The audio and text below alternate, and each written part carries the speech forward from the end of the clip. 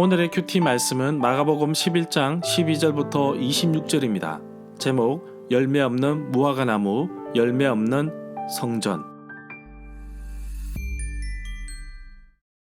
먼저 앞뒤 문맥을 살펴보겠습니다.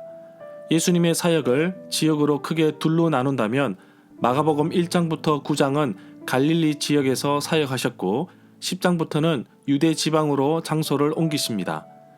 예루살렘으로 향하는 길에서도 예수님은 여전히 앞으로 있을 고난과 십자가의 죽으심, 그리고 3일 만에 부활할 것에 대해서 말씀하십니다. 그러나 제자들은 이해하지 못하였고 계속해서 자리 다툼을 하는 것을 볼 수 있습니다. 세베대의 아들 야고보와 요한이 예수님께 높은 자리를 요구했을 때 나머지 제자들이 야고보와 요한에게 화를 낼 정도로 제자들은 예루살렘으로 향하는 목적이 예수님과 달랐던 것 같습니다. 예루살렘으로 향하는 수많은 군중들 틈바구니에서 가장 낮은 자리에 있는 시각장애인 바디메오를 만나게 됩니다.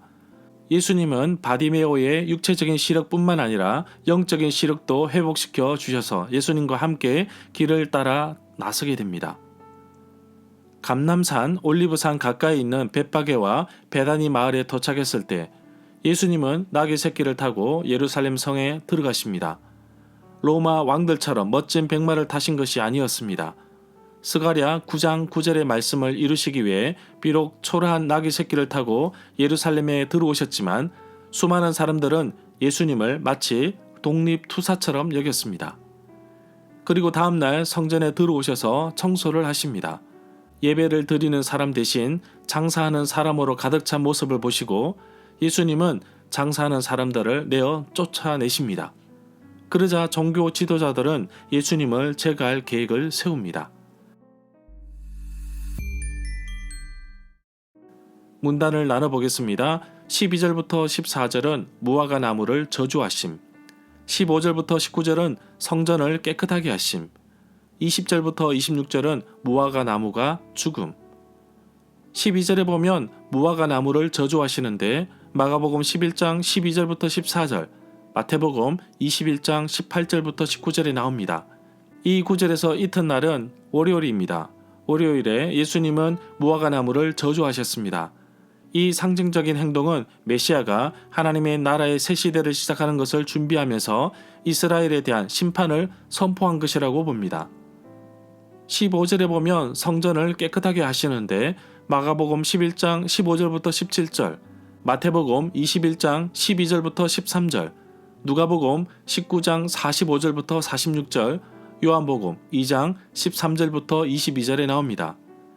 성전의 바깥들에 한정된 구역에 허용된 제사용 짐승들의 판매와 환전의 편의는 그 자체는 의미 있는 일이었으며 성전 당국이 허가한 일이었습니다.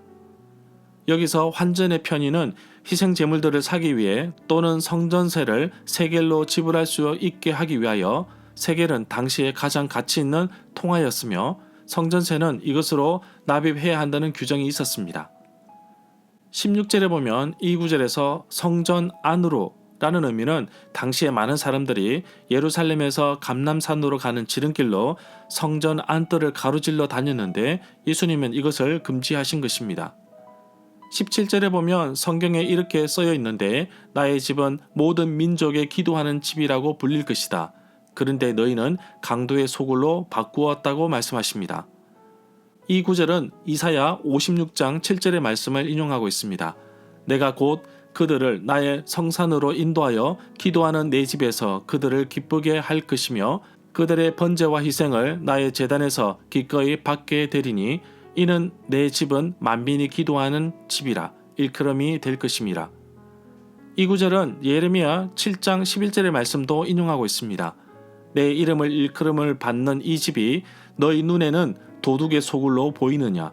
보라, 나 곧 내가 그것을 보았노라 여호와의 말씀이니라. 20절에 보면 무화과 나무가 마르는 내용이 나오는데 마가복음 11장 20절부터 26절, 마태복음 21장 20절부터 22절에 나옵니다. 이 구절에서 아침은 화요일 아침이었고 예수님과의 제자들은 아마도 그 전날 밤을 보내었을 베다니를 떠나 예루살렘으로 되돌아가는 길이었습니다. 23절에 보면 마태복음 17장 20절에서와 같은 구절을 겨자씨 하나 알 만한 믿음에 비유하고 있습니다. 24절에 보면 이 구절과 유사한 내용이 마태복음 7장 7절과 이사야 65장 24절, 마태복음 6장 8절에도 나옵니다. 25절에 보면 서서 기도할 때 라는 말이 나오는데 이 말씀 역시 기도에 가는 것이기 때문에 이곳에 첨가되어 있습니다. 마태복음 6장 14절에 보면 너희가 사람의 잘못을 용서하면 너희 하늘 아버지께서도 너희 잘못을 용서하시려니와 26절에 보면 없음이라고 기록되어 있는데 어떤 사본에서는 만일 너희가 용서하지 아니하면 하늘에 계신 너희 아버지도 너희 허물을 사하지 아니하리라 가 있습니다. 절마다 상세한 설명과 구절 해석, 핵심 내용과 중심 줄거리는 네이버 블로그에 올려져 있습니다. 내게 주시는 교훈입니다. 열매는 없고 잎사귀만 무성한 무화과 나무를 보면서 예루살렘 성전을 생각하게 됩니다. 건물만 웅장하고 경건한 예배가 없는 예루살렘 성전을 향하여 꾸짖으신 것입니다. 무화과 나무와 예루살렘 성전이 바로 나 자신일 수 있다는 사실을 생각하게 합니다. 신앙생활을 오랫동안 하여서 굳어져 버린 마음을 보며 내 신앙의 모습도 잎만 무성하지 않는가 생각해 봅니다. 그 모습은 화려한 성전처럼 잎사귀만 무성한 무화과 나무처럼 가식적인 삶을 살지 않았나 생각해 보게 됩니다. 우리 주님께서 나에게 열매를 요구하실 때 과연 나는 어떤 열매를 드릴 수 있을까요? 예수님께서 요구하신 열매는 형식적인 껍데기 같은 것이 아닌 정말 내실 있는 알이 꽉 차 있는 믿음이 아닐까 생각합니다. 내 신앙의 열매를 채우기 위해 버려야 할 것, 자제할 것이 있다면 절제하는 것도 좋은 방법이라고 생각합니다. 오늘 하루 우리 주님이 바라고 요구하신 열매를 드릴 수 있도록 나의 삶을 형식적이고 껍데기뿐인 신앙의 삶을 버리고 알맹이가 가득 찬 믿음의 열매를 드리기를 소망합니다. 하나님은 예수님께 하나님의 아들로서 모든 권한을 주셨습니다. 하늘과 땅의 모든 것을 가지신 예수님께서 또한 우리에게 모든 권한을 주셨습니다.